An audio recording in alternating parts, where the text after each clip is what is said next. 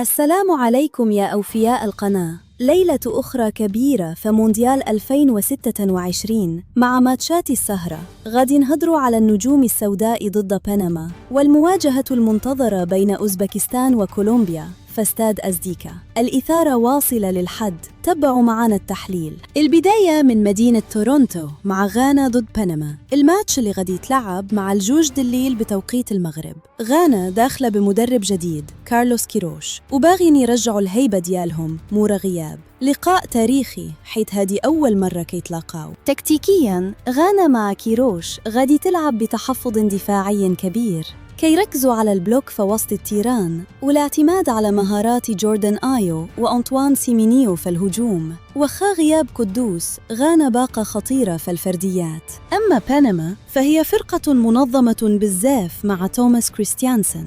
الخطة ديالهم هي الدفاع بكتلة واحدة والتحول السريع للأطراف. المحرك ديالهم هو كاراسكيا اللي كيعطي توازن كبير للوسط. بنما جاو باش يصدموا النجوم السوداء. الماتش غادي يكون فيه صراع تكتيكي كبير وصعيب يتفك. التوقع ديالي هو التعادل ب1-1.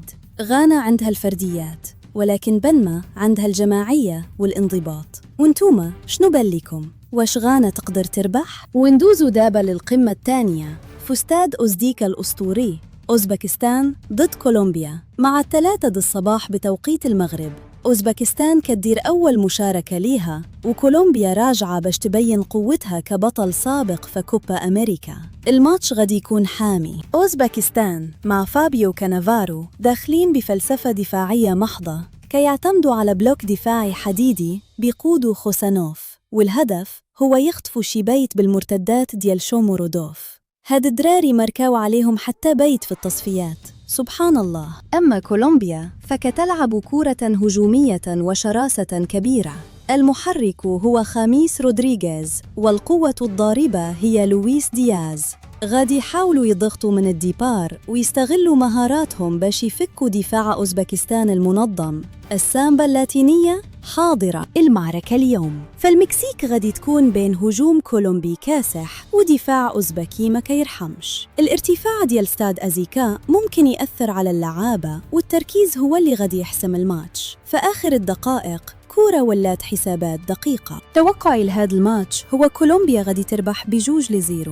الخبرة والموهبة ديال لويس دياز غادي تدير الفرق وخا أوزبكستان غادي تدافع مزيان. وانتوما شنو توقعكم؟ واش أوزبكستان تقدر تصدم كولومبيا؟ خلاصة القول هاد الليلة المونديالية غادي تكون عامرة بالتشويق. كل منتخب باغي يثبت راسه ويخطف النقط باش يضمن بلاصته في الدور الجاي. المونديال ممتع والعز لينا.